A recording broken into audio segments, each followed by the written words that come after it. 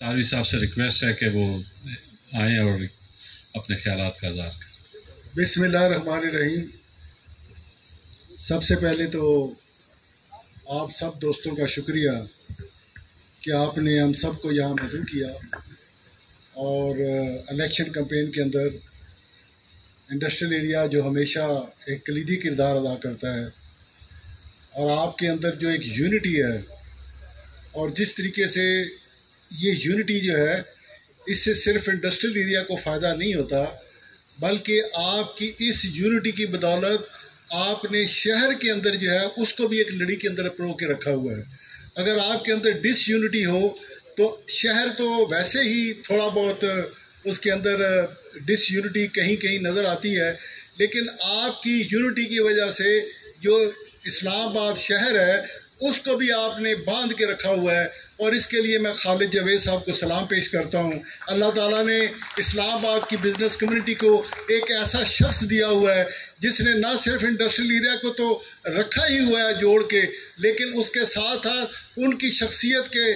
तिलिस्म में और उनकी शख्सियत के तासर में और उनकी शख्सियत के जादू की वजह से अभी मैं यहाँ बैठा हुआ खालिद अपना ज़ुबैर मलिक साहब से बात कर रहा था कि खालिद जावेद साहब जो है ना वो हर बात में मशावरत करते हैं। उन्होंने अगर अजमल बलोच साहब से भी स्पीच करानी थी तो उन्होंने मशावरत की है। मैंने ज़ुबैर मलिक साहब से कहा अगर उनकी जगह पर मैं होता तो मैं अजमल बलोच को खुद ही बुला लेता, लेकिन ये फ़र्क है खालिद जावेद साहब में, वो जो काम करते हैं दोस्तों से साथियों से मशावरत के साथ करते हैं और यही वजह है कि ये इस्लामाबाद चैम्बर जो है ये इंशाअल्लाह ताला अल्लाह ताला के फजल व करम से आगे बढ़ रहा है और इंशाअल्लाह ताला ये बढ़ता रहेगा।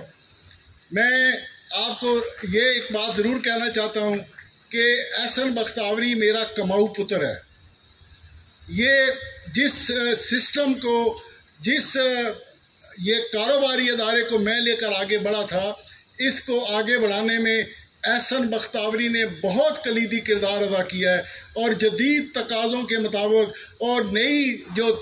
टेक्नोलॉजी थी उसके मुताबिक उसने बिज़नेस को आगे बढ़ाया है। मैं आपको बताना चाहता हूँ कि एहसन बख्तावरी के इस्लामाबाद चैम्बर ऑफ कॉमर्स का सदर बनने से हमारे कारोबारी अदारे को बेपनाह नुकसान होगा, हमें बहुत बड़ा लॉस होगा। आज ही मुझे एक शख्स आया मेरे पास में, मुझे कहने लगा कि आपने तो अपने कमाऊ पुत्र को वहाँ चैम्बर में भेज रहे हैं तो कारोबार को कौन देखेगा। तो मैंने कहा यार और क्या होगा, मैं खुद ही बैठ जाऊँगा कारोबार पे। मैं पहले आज़ाद हो गया था, एक साल मैं फिर ज़िंदगी के जो पिछले साल हैं उनकी तरफ पीछे चला जाऊंगा, लेकिन मैं ये चाहता हूं कि एहसन बख्तावरी इस्लामाबाद की बिज़नेस कम्युनिटी के लिए उनकी खिदमत करे और जिस तरह से इसने डी वाटसन के अदारे को एक मिसाली अदारा बनाया पूरे मुल्क के अंदर रिटेल सेक्टर के अंदर, अल्लाह ताला के फजल व करम से न सिर्फ इस्लामाबाद न सिर्फ पाकिस्तान बल्कि मैं जब भी कभी पाकिस्तान के इर्द गिर्द के ममालिक जाता हूँ तो वहाँ पर भी मैंने जब फार्मेसी को देखता हूँ तो डी वाटसन ने फार्मेसी कल्चर के अंदर एक कलीदी किरदार अदा किया है। उसने एक कल्चर उसको तब्दील किया है शॉपिंग के कल्चर को और इसमें सारे का सारा रोल जो है वो एहसन बख्तावरी का है।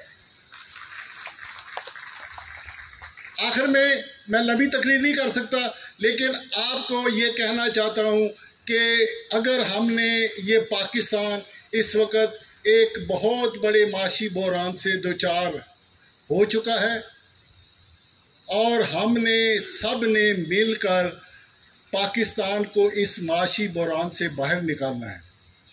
ये हम सब की जिम्मेदारी है। हमने हुकूमत की तरफ नहीं देखना।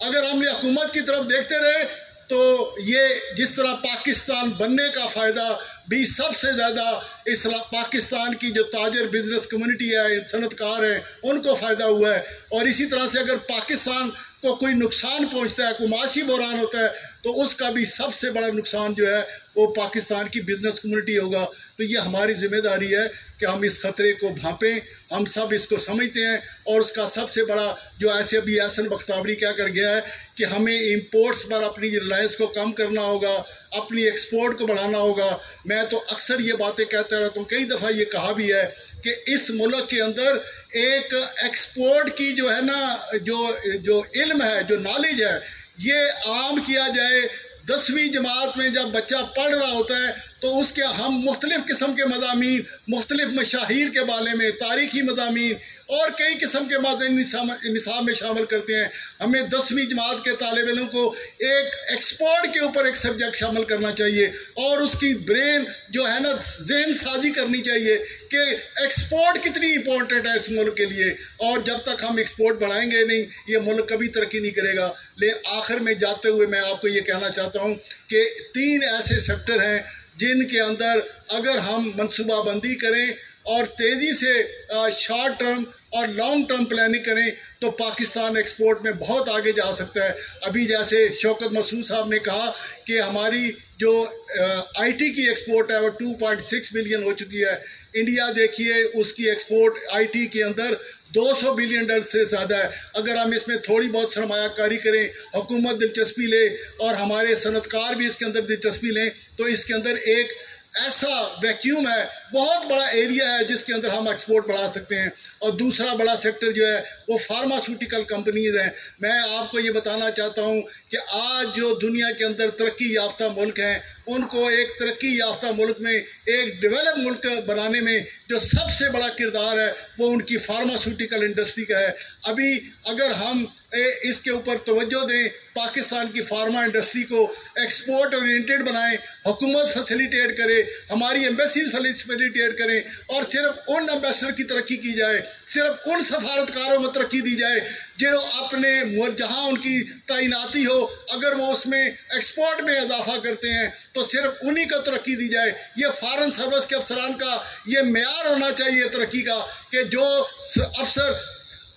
ایکسپورٹ میں اضافہ کرے گا اس کو ترقی دی جائے گی۔ اور تیسرا جو احسن نے بات کی کہ ہمارا ملک ایک زرعی ملک ہے، فروٹس ہیں، ویجیٹیبلز ہیں، تو ان کی پیکنگ کر کے ان کو ایکسپورٹ کیا جائے۔ تو یہی دو آسان سے 2-3 طریقے ہیں جن کے ساتھ ہم بڑی تیزی کے ساتھ ایکسپورٹ کو بڑھا کر پاکستان کو آج کے اس معاشی بحران سے باہر نکال سکتے ہیں۔ بہت بہت شکریہ۔